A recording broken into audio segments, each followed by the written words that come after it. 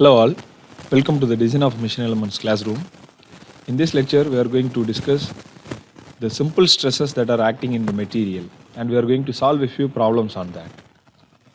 So first of all, let me start with what is stress.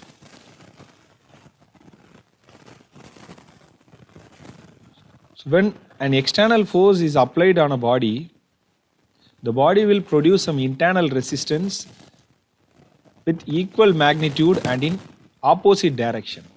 Okay, so that force of resistance per unit area is defined as stress. So I have two definitions for stress. One is when some external system of forces or loads acts on a body, the internal forces that is equal in magnitude and opposite in direction are set up at various sections of the body.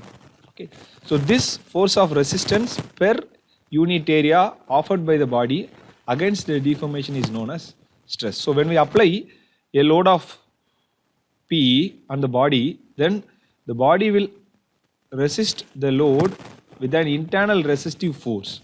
So the magnitude will be equal and the direction will be opposite. So this internal resistance per unit area is known as stress. Okay. So in general, the stress is expressed in Pascal, PA. So the unit conversion is 1 Pascal is equal to 1 Newton per meter square. So here the Newton denotes the load for, the unit for load, and meter square is for area. Okay. Further, 1 megapascal is equal to 1 into 10 power 6 Newton per mm square. So if you convert that Newton per meter square into Newton per mm square, then you will get into 10 power minus 6 here, because megapascal, in the sense we know mega means it is into 10 power 6, giga means it is into 10 power 9. Okay, we know that the unit is Newton per mm square because the expression for stress is sigma is equal to P by A. P is for load and A is for area. The unit for load is Newton and the unit for area is meter square. Fine, meter square or mm square. So to convert megapascal into Pascal, we need to multiply into 10 power 6, and for converting Newton per meter square into Newton per mm square, we are going to multiply 10 power minus 6. So finally we will get 1 Newton per mm square. So similarly, if you convert gigapascal into Newton per meter square, then multiply into 10 power 9. To convert Newton per meter square into Newton per mm square, you just multiply into 10 power minus 6, so that we will get 1 into 10 power 3 Newton per mm square, or otherwise it is 1 kilonewton per mm square. So these are all the various types of loads or stresses acting on a body. So first, it is axial. Okay, so when the load is acting parallel to the axis, then it is called as axial load, and the stress produced because of the axial load is called as axial stress.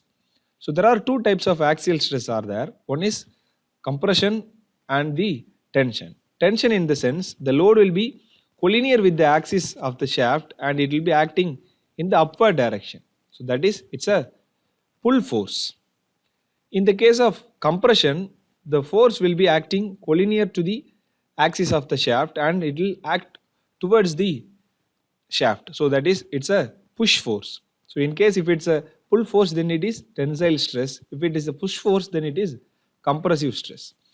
When we apply a tensile load, then the material will elongate. Okay, so the material will elongate like this. Same case, when we apply a compressive load, then the length of the material will be reduced, compression will takes place. Okay, so this is the difference between tensile and compression, but both the tensile and compression comes under axial because the load is acting parallel to the axis. The next one is direct shear. So it is direct shear. So when two equal and opposite forces are acting on a body, then it is called as direct shear. So one force will act in the right and one force will act in the left. So there will be no perpendicular distance between this. So here there is some perpendicular distance. Actually, in the real application, there will be no perpendicular distance. Then it is called as direct shear. Okay. So the example is scissor. So in the scissor we have two levers and one lever will move in the downward direction and one lever will move in the upward direction, and there will be no perpendicular distance between these two levers.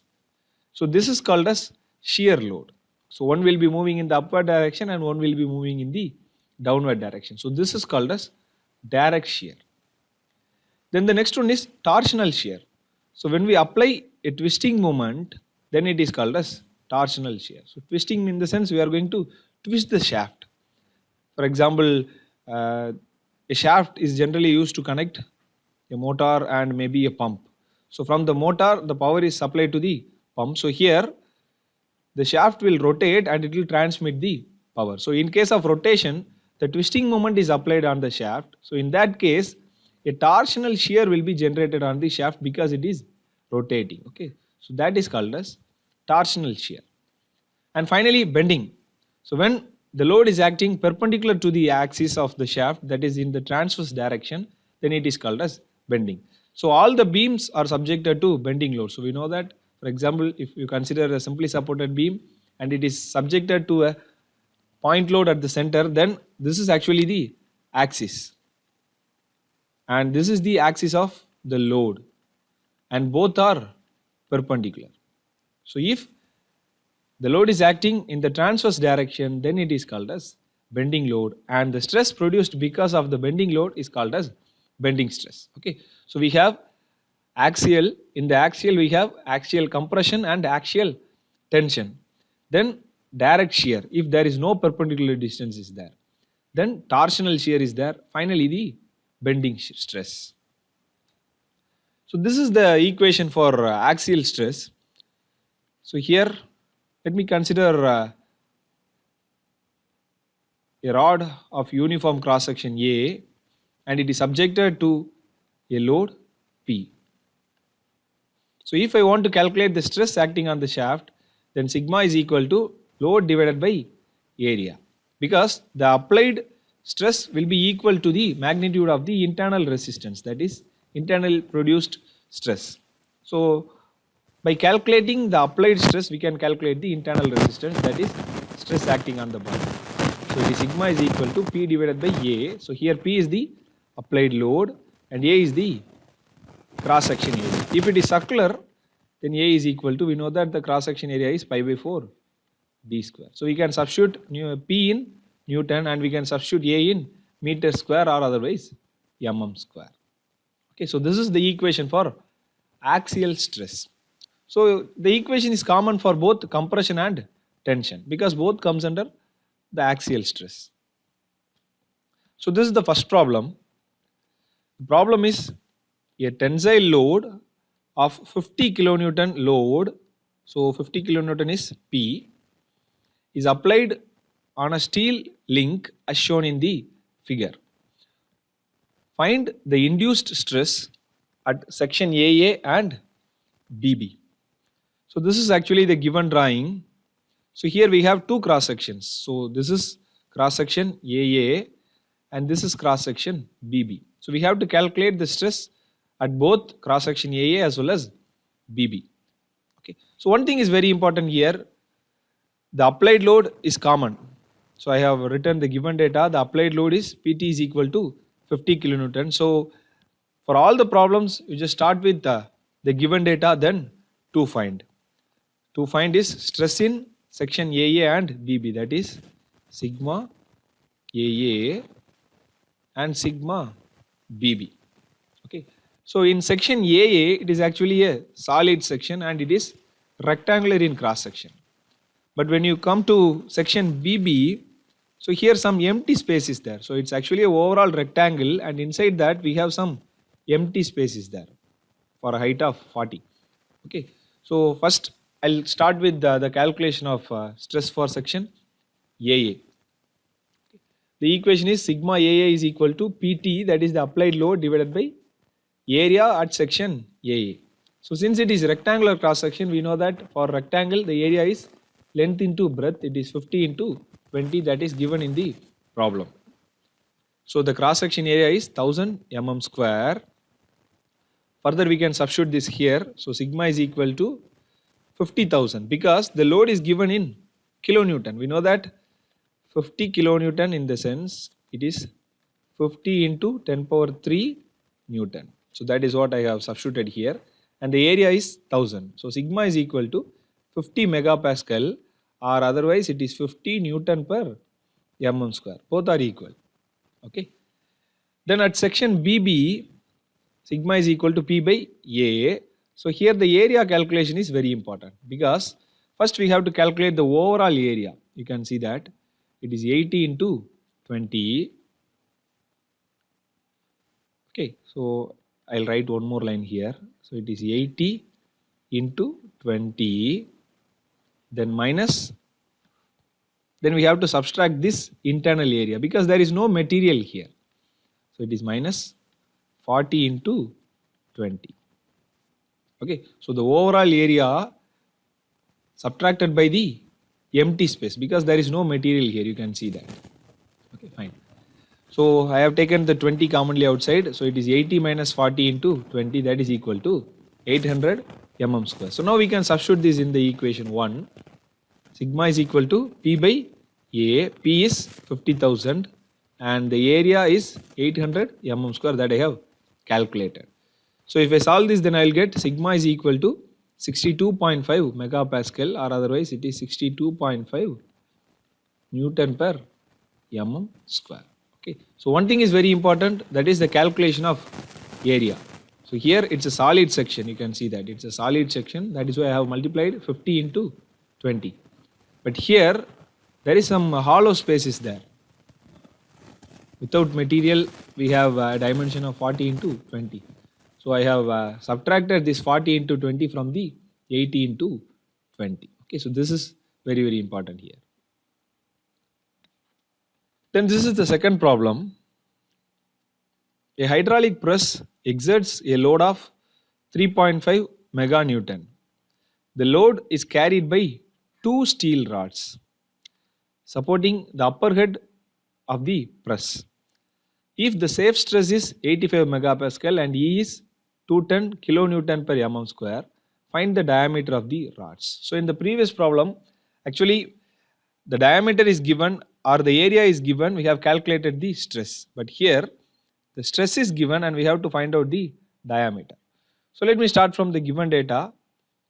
The external load is P is equal to 3.5 into 10 power 6 Newton. So actually the construction will be like this. So we have two steel rods and it is supported at the top. So the total load is 3.5 into 10 power 6 Newton. So it will move down and definitely there will be a axial load will be there, because in all the hydraulic presses the axial force will be acting. Sigma is given, it is 85 megapascal and E is given. We have to find out the diameter of the rods. So this D we have to calculate. So as we have two rods, then the total load will be shared by 2. So I have divided the 3.5 into 10 power 6 by 2 because there will be two rods. So the load acting on one is 3.5 into 10 power 6 divided by 2, that is 1.76 into 10 power 6. So for a single rod, the load will be 1.75 into 10 power 6 and this is the diameter. Since it is circular, the area will be pi by 4 d square. And in the problem, the stress sigma is given. Okay, so here I have substituted it. Actually, in the problem, the stress is given in megapascal. As I told you earlier, megapascal is same as Newton per mm square. So I have directly substituted it here. So P is 85. Sigma is 85. P for a single rod it is 1.75 into 10 power 6 and the area is pi by 4 d square. So if I solve this, then I will get finally diameter is equal to 162 mm. Okay, so two problems we have solved. One is by giving the area we have calculated the stress, and in the second problem stress is given and we have calculated the area, and from the area we have calculated the diameter. Okay, so this is the tutorial problem. A cast iron link as shown in figure is required to transmit a steady tensile load of 45 kilonewton. So sigma is equal to 45 into 10 power 3 Newton. Find the tensile stress induced in the link material at sections AA and BB. So the problem is same as your first problem. So AA and BB. At AA the section is solid. So area at AA is simple. It is 45 into 20. Similarly, area at BB is equal to, so first we calculate the overall area, that is 75 into 20, then minus 40 into 20. Okay, so use the equation sigma is equal to P by A. So if it is sigma AA, then it is P A AA. If it is sigma B, then it is P divided by area at section B.